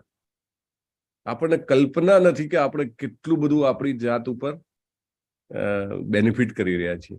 એક કોળીએ કરોડો અશ્વમેઘ યજ્ઞ કરતા વધારે ફળ મળે છે. આ એનું પરિણામ છે. ચોક્કસ પરિવર્તન આવે. પ્રભુપાદ જયારે યુનાઇટેડ નેશન્સ વિશે બોલી રહ્યા હતા, બધા જ દેશના જે મુખ્ય માણસો છે પ્રભુપાદ પાસે એપોઇન્ટમેન્ટ માંગતા મળવા માટે. તો એક વખત કોન્ફરન્સમાં છે પ્રભુપાદને પૂછે છે કે તમારા હિસાબથી આ જે બધી લડાઈઓ ચાલ્યા કરે છે, એક દેશ બીજા દેશ જોડે અને આ એક કોઈને કોઈ, તો એનો ઉપાય શું છે? ઇવન ગામમાં પણ, એક જ શહેરમાં પણ લોકો જે છે સંપીને નથી રહેતા. તો શું કરવું જોઈએ? પ્રભુપાદ કે 2 કરવું જોઈએ. 2 કારણ છે, પણ તમે નહીં કરી શકો. કે ના, કોને કે? એક તો કે દર 4 રસ્તે છે ને તમારે સંકીર્તન ભગવાનના નામનું ચાલુ કરવું જોઈએ, જેથી આવતા જતા બધાને સુકૃતિ મળે. અને બીજું, કૃષ્ણ પ્રસાદનું ડિસ્ટ્રીબ્યુશન કરો. કે રાઈટ, લોકો બીજું કંઈ તો નહીં કરી શકે, પણ એટલીસ્ટ પ્રસાદ તો એપ્રિશિએટ કરશે. હા, બહુ સરસ ખીચડી બનાવી છે તમે પ્રસાદમાં. અરે તમે બહુ સરસ લડ્ડુ બનાવ્યો છે, વોટ્સ એવર. પણ એનાથી ધીરે ધીરે ધીરે ધીરે જબરજસ્ત પરિવર્તન આવે છે. મેં તમને પહેલા કીધું હતું કે મને યાદ નથી, તમે જે કંઈ પણ ધરાવો ને એ તમારે બાકીની વસ્તુ સાથે મિક્સ કરી દેવાનું. દાખલા તરીકે તમે શાક ધરાવ્યું, તો બધું જ તો શાક તમે આખી કઢાઈ લઈને તો ધરાવવાના નહીં ભગવાનને, બરાબર? તો તમે જે ધરાયું હોય એક વાડકીમાં કે એ લઈ અને એકવાર ભગવાન જમી લે પછી લઈને એ મેઇન જે સબ્જી હોય ને એની હારે મિક્સ કરી દેવાનું. દાળ લીધી હોય તો દાળ, મેઇન દાળ હાથે મિક્સ કરી દેવાની. આખી દાળ પ્રસાદ બની જાય. અને એના કરતા પણ કોઈ કહે કે અમારે તો દાળ શાક છે ને એમાં અમે તો ડુંગળી લસણ નાખીએ ને, અમારે તો ધરાવાય જ નહીં. કશો વાંધો નહીં, પાણી તો ધરાવી શકો તમે ભગવાનને. પાણી ભગવાનને ધરાવી અને એ જે પાણી જે છે એ પાણી તમારે તમારા માટલામાં રેડી દેવાનું. અને આખું માટલું જે છે તમે આખો દિવસ આખો પરિવાર પીશે, રાઈટ?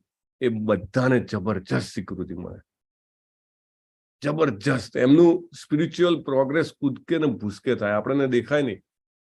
અને આપણને તો આ નાનો સમય દેખાતો હોય, કરોડો જન્મો છે.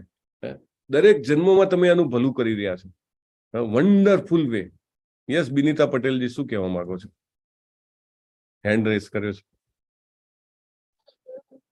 પ્રભુજી, તમે કહો છો કે માટલીમાં રેડી દેવાનું, પછી બીજા દિવસે આપણે વિચળીએ ત્યારે ઢોળીએ તો એ પાપ ના લાગે પછી? આઈ થિંક તમે જુઓ, ધુઓ ને એટલે પાણી તો જાય જ. ઇવન ટેમ્પલ હોય મંદિરમાં, તો મંદિરમાં જે ભગવાનને જે કંઈ પણ જે કરતા હોય એ રીતે જતું જ હોય છે. એટલે આઈ ડોન્ટ થિંક કે એને તમે પાપ લાગે. પણ મોટે ભાગે જે લોકો પ્રેક્ટિસ કરતા હોય છે ને એમના ઘરમાં કુંડા હોય છે, તો એ લોકો છોડના કુંડામાં એ પધરાવી દેતા હોય છે, રાઈટ? દાખલા તરીકે તમારે માટલું ખાલી કરવું છે ને અંદર 2 ગ્લાસ પાણી રહી ગયું, તો એ 2 ગ્લાસ પાણી લોટામાં કાઢી અને બહાર તમારે જે છોડવા હોય છોડવામાં પધરાવી દેવાનું. It's a very easy. થોડીક મહેનત વધે છે કે ના, અમારે તો પાછું લઈ કાઢવાનું ને કાઢીને પાછું કુંડામાં પધરાવવાનું. હા, તો એવું એ મહેનત લાગતી હોય તો ઠીક છે.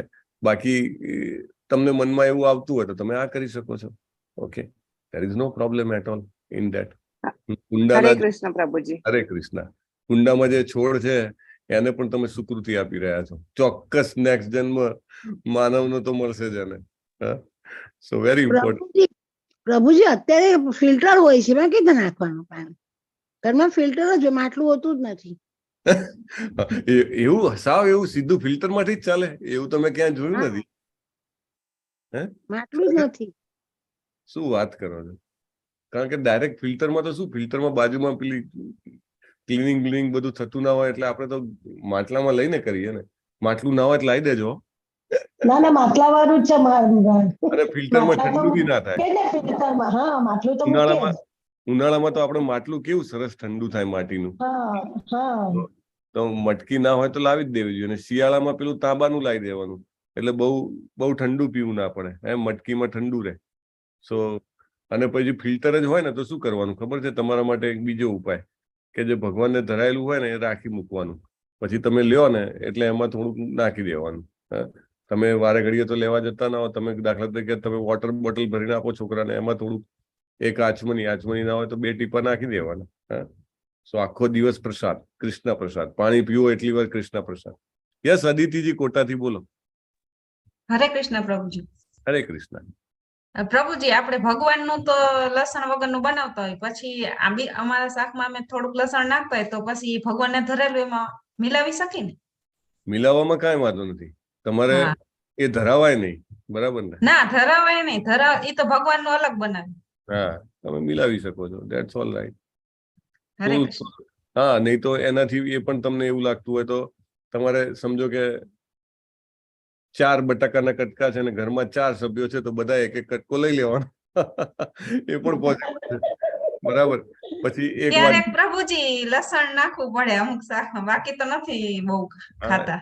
તમે જપ કરતા જાઓ એટલે ધીમે ધીમે પછી તમને જીભ ઉપર કંટ્રોલ આવશે, બાકી અધરવાઇઝ તો ન આવે. નહીં તો કે લસણ છોડવાનું, જાણે કે એવું કીધું હોય કે તમારે ખાવાનું બંધ કરી દેવાનું, કે શ્વાસ લેવાનું બંધ કરી દેવાનું. હા, તમે લસણની વાત કરો છો કે કેટલું સારું છે, આયુર્વેદિક રીતે લોહીને પાતળું કરે છે ને જાત જાતના ગુણ ગણાવે. પણ એનીવે, તમે દાખલા તરીકે દાળ હોય, તમે દાળ અલગ કાઢેલી છે તો 1 ચમચી દાળ બધામાં નાખી દેવાની, જે 4 જણા ખાતા હોય એમાં. જો તમારે બધામાં મિક્સ ના કરવું હોય, that is also all right.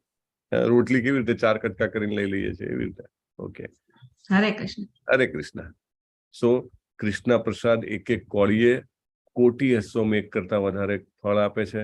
ઘણા બધા માતાજીઓ કે જે લોકો પોતે સારી રીતે પ્રોગ્રેસ કરતા હોય, કૃષ્ણ કા ભાવનામૃતમાં સરસ જપ કરતા હોય અને સરસ ભાવ ભક્તિ કરતા હોય, તો એમને એક વખત પૂછ્યું હતું કે અમારા હસબન્ડ જે છે એ બિલકુલ ભક્તિ નથી કરતા, તો અમારે શું કરવાનું? તો ઇનફેક્ટ પ્રભુપાદના બેન જ હતા. પ્રભુપાદ જયારે અમેરિકાથી આવ્યા તો એમના બેન છે, એમની પાસે આવે છે રડતા રડતા કે મારા હસબન્ડ જે છે એ તો બિલકુલ ભક્તિમાં નથી માનતા. ચાલો, નથી માનતા એનો વાંધો નહીં, પણ કે એ વ્યસની પણ છે. હા, અને જેને કહેવાય કે માંસાહાર પણ કરે છે. તો પ્રભુપાદે એમને એવું ના કીધું કે ના તું એમને છોડી દે. પ્રભુપાદે એમને એમના રાધા કૃષ્ણ આપ્યા કે તું એમની ભક્તિ કર, અને કૃષ્ણ પ્રસાદ ડેલી ખવડાવવાનો અને સેવા કરવાની, બસ તું કરતે.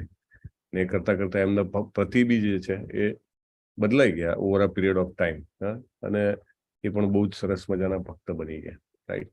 એટલે આપણે એવું નથી કે બીજાને પરિવર્તન કરી નાખવું. આજકાલ આપણને કેવું હોય કે હું ક્રાંતિકારી છું, હું ક્રાંતિ લાવી દઉં. ના, એવું નહીં. એને જે રીતે જીવવું હોય એ રીતે જીવવા દેવાનું. ભાઈ, મારે પકોડી નથી ખાવી, તારે પાણીપુરી ખાવી છે, તું ખા ને, no problem, it is your one, બરાબર. પણ આપણે એના માટે સારી કામના ચોક્કસ કરવાની. રાઈટ. આપણે એના માટે પ્રસાદ બનાવી, ભોગ બનાવી એને ભગવાનને આપીએ. એને ભાવતી હોય એવી વસ્તુનો ભોગ ધરાવીએ ભગવાનને. એટલે એ તો જેવા ખાશે કે ગાજરનો હલવો બહુ સરસ બનાવ્યો છે, પણ જેવું એપ્રિશિએટ કરે તુરત જ કૃષ્ણ એમની નોટમાં લખી લે, મારા પ્રસાદને આણે એપ્રિશિએટ કર્યો, plus. Right. Spiritual account balance plus. તો આ રીતે એમનું ભલું કરવાનું હંમેશા આપણે વિચાર કરવો. કાંઈ ને કાંઈ સેવા આપીએ. તમે એમને કે ભાઈ જાને આ ફૂલ લઈ આવ, મારે ફૂલ ચડાવવાના છે, તને ઈચ્છા નથી, તો એ રીતે સપોર્ટ કરશે, તમે એને સપોર્ટ કરો, એ તમને કરે. એ રીતે ધીરે ધીરે ધીરે ધીરે એમની સુકૃતિ, એમનું સ્પિરિચ્યુઅલ એકાઉન્ટ બેલેન્સ વધતું જાય. ને એક ટાઈમ એવો આવે કે કમ્પ્લીટ ચેન્જ આવે, કમ્પ્લીટ ચેન્જ. સો આપણે આપણા કુટુંબીજનો ઉપર દયા કરવી જોઈએ. મારા ગુરુ મહારાજ જે છે ઈઝોની જય પતાકા સ્વામી મહારાજ એ તો એવું કહે છે કે આપણને કલ્પના નથી કે આપણે કેટલી દયા આ પ્રસાદ વિતરણ દ્વારા વરસાવી રહ્યા છીએ. You cannot imagine how much mercy you are showering on others by distributing Krishna Prasad. ISKCON સૌથી મોટો ફૂડ ફોર લાઈફ પ્રોગ્રામ ચાલે છે. આઈ ડોન્ટ નો કેટલા લાખ, મે બી 40 lakhs ઓર સો મિલ્સ ડિસ્ટ્રીબ્યુટ થાય છે. દરેક ટેમ્પલમાં તમે જાઓ તો ખીચડી પ્રસાદનું ડિસ્ટ્રીબ્યુશન ચાલતું હોય. અને ફ્રી ફૂડ ફોર લાઈફ ને બધું તો જબરજસ્ત ચાલે છે. કેમ? એ સામાન્ય પેલું એવું નથી, પેલું શું કહેવાય, અન્નદાન જેવું નથી. બેઝિકલી એ લોકો બનાવે, ભગવાનને ભોગ લગાવે, પ્રસાદ વિતરણ કરે. એટલે પેટની ભૂખ તો ડેફિનેટલી મીટાય, પણ એની સાથે સાથે આત્માની ભૂખ જે છે કે ભગવાનનો પ્રેમ, એ પણ એની સંતોષાવાનું ચાલુ થાય. સો નેવર એવર એક દિવસ પણ એવો ના જવો જોઈએ કે આપણે કૃષ્ણ પ્રસાદ ના લીધો હોય. અને ધીરે ધીરે આગળ વધવા માટેનો આપણો ટાર્ગેટ શું હોવો જોઈએ કે હું લઈશ તો માત્ર કૃષ્ણ પ્રસાદ. ધીરે ધીરે ઇફ યુ આર લેટ્સ સે દિવસમાં તમે એકવાર લો છો, પછી ધીમે ધીમે વધારતા અને અદ્ભુત આધ્યાત્મિક ફાયદો આપે છે. Right. Very important slide, importance of Krishna પ્રસાદ. અતિશય કડવું, ખાટું, ખારું, ગરમ, તીખું, લુખ્ખું, બળતરા ઉત્પન્ન કરનારું અન્ન જે છે એને રજોગુણી અન્ન કહેવાય છે. એનાથી શું થાય છે? કશું જ નથી થતું. બહુ મજા આવે છે, બહુ ટેસ્ટ લાગે છે. ઘણા લોકોને તો એવું હોય કે એવું ખવડાવો કે અગન હોવું જોઈએ, અગન, પરસેવો નીકળવો જોઈએ, એટલું મરચું નાખો કે એ સિવાય તો કે ખબર જ ના પડે. એવું જોઈએ મારે, એવું કહેવા વાળા ઘણા બધા હોય. બહાર જાય, કોઈના ઘરે જાય તો કે કેવું તમે ખાઓ છો? આપણે કે એવું જોઈએ કે રેલા નીકળવા જોઈએ કે એસીમાં, ત્યારે કે તમે બનાવ્યું કહેવાય. તો એવું જે અન્ન છે શું કરે છે? દુઃખ ઉત્પન્ન કરે છે. લોકો એમ જ દુઃખી હોય એવું નહીં લાગતું? તમે જુઓ, અત્યારે પૈસાના કારણે દુઃખી હોય કે બીજા કોઈ જેને કહેવાય કે રોગના કારણે દુઃખી હોય, એના કરતા એમ જ દુઃખી હોય છે, એમ જ શોક હોય. કશું ના હોય ને તો કે મૂડ નથી આજે. આ મૂડ નથી ક્યાંથી આવી ગયું? મૂડ નથી એટલે શું? દેટ મીન્સ કે થોડો શોક છે. શોક ક્યાંથી આવી ગયો? કશું જ, બાકી બધું બરાબર છે. હેલ્થ તો કે ફિટ છે. વેલ્થ તો કે હા, ખાવા પીવા બધું જ થઈ જાય છે, જેટલું જોઈએ એનાથી થોડું વધારે આપ્યું છે ભગવાને. હેલ્થ છે, વેલ્થ છે, કુટુંબીજનો છે, તેન વાય મૂડ નથી? બીકોઝ જેનાથી આપણું મન બને છે એ પેટ્રોલ જે આપણે અંદર નાખ્યું છે ને, એ પેટ્રોલની ક્વોલિટી આવી છે. પેલું એ પેટ્રોલ લેવા જાવ તો આવે ને, હાઈ ઓક્ટેન પેટ્રોલ આવે છે, તમને ખ્યાલ હોય તો. મોંઘામાંનું પેટ્રોલ આવે, એ 10 રૂપિયા 20 રૂપિયા મોંઘું હોય. એ એન્જિનને સારું રાખે. આ એવું છે. તો ક્યારે દુઃખ થાય, શોક થાય ને કારણ ખબર ના પડે તો બહુ જ શાંતિથી વિચારી લેવાનું, સવારે શું ખાધું હતું, કાલ સાંજે શું ખાધું હતું, પરમ દિવસે શું ખાધું હતું. ચોક્કસ તમને એમાંથી લિંક મળે ને મળે.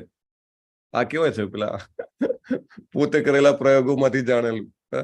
સો દાખલા તરીકે ઘણા લોકો જે છે, એક તો તરત ખબર પડે કે ક્યાં ગયા હતા, કે લગ્નમાં જમવા ગયા હતા, અને એમાંથી જ કે કઈક તબિયત બગડી ગઈ, કે ત્યારનું કે ઉધરસ થઈ ગઈ છે, એ તો તરત દેખાય તમને.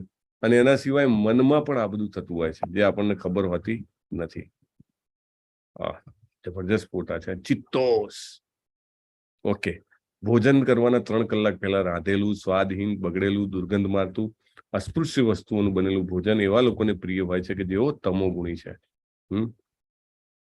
આપણને એમ થાય કે અમે તો કાયમ સવારના ટિફિન બનાવી લઈ જઈએ છીએ, 3 કલાક શું 5 કલાક થઈ જાય છે. તો પ્રભુપાદ જે છે આચાર્ય છે, એનું સોલ્યુશન પણ આપે છે. પ્રભુપાદ કે છે, એકચ્યુઅલી 3 કલાકનો ક્રાઇટેરિયા કેમ રાખ્યો છે ખબર છે? 3 કલાક પછી કોઈ પણ રાંધેલી વસ્તુની અંદર આપણને ધ્યાન નથી આવતું, આપણી આંખોથી નથી દેખાતું એવા સૂક્ષ્મ જીવોનું નિર્માણ ચાલુ થઈ જાય. That's why. પણ પ્રભુપાદ એનું સોલ્યુશન આપે છે કે જો તમે કૃષ્ણને ધરાવીને કૃષ્ણ પ્રસાદ તરીકે રાખ્યો હોય તો તમને એનું પાપ લાગતું નથી. રાઈટ? ધેન એ પ્રસાદ છે એટલે ઓબ્વિયસલી પુણ્ય કરે.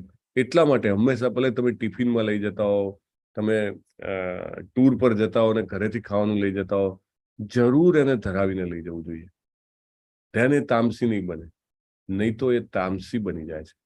અને તામસી ખાવાથી તામસિક વિચારો આવે છે. તમને બધાને હવે સમજાવવાની જરૂર નથી તામસિક વિચારો કેવા હોય, 14મા અધ્યાયમાં જોયેલું છે. અહીંયા આગળ તમને દેખા છે આ બધી ચીઝ ને બધું છે. એક છે ને અહીંયા કાજુ મારઝુ કરીને લખેલું છે, તમે નેટ પર સર્ચ કરજો.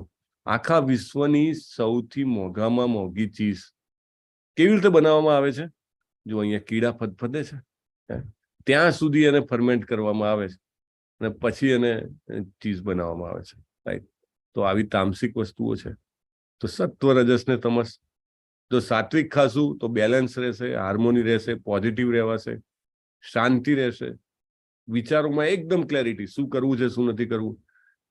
ભગવદ્ ગીતા છે ને 3-4 દિવસ તો કર્યું, પછી 5મા દિવસે એમ થયું કે વિડીયો જોઈ લેશું, અને 6થા દિવસે એમ થયું કે 5માનો તો વિડીયો બાકી જ છે, 5મો અને 6થો બંને સાથે જોઈ લેશું.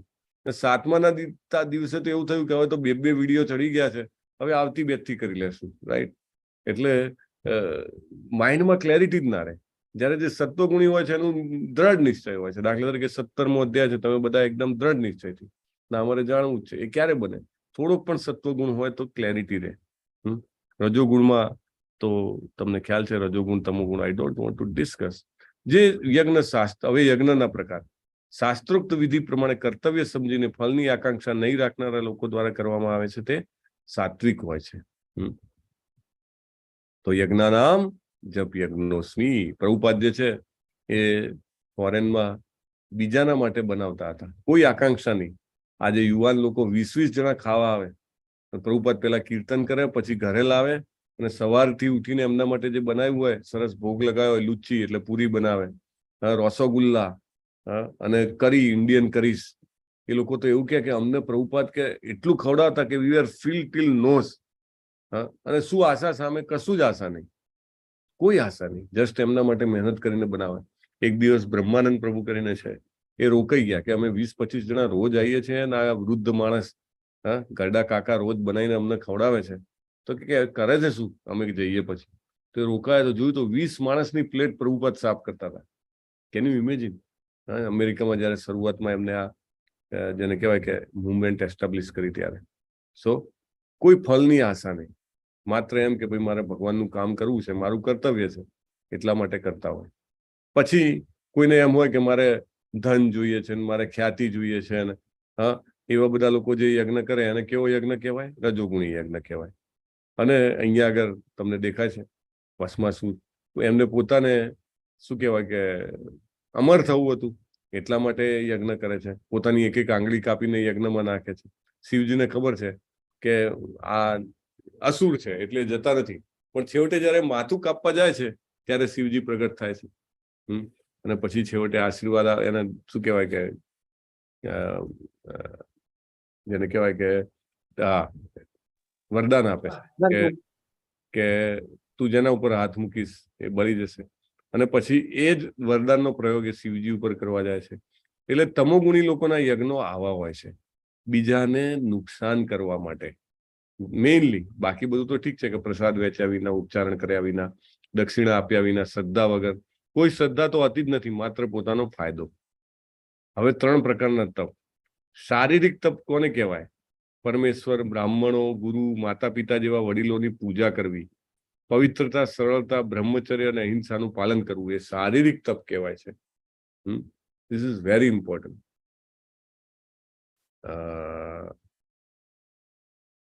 ઉપદેશામૃતના પહેલા શ્લોકમાં પણ આવે છે કે વાચો વેગમ મનસ ક્રોધ વેગમ જીવા વેગમ ઉદરોપસ્થ વેગમ એતાની વેગાની યો વિષેત ધીરા સર્વામપી મામ પૃથ્વીમ શિષ્યા.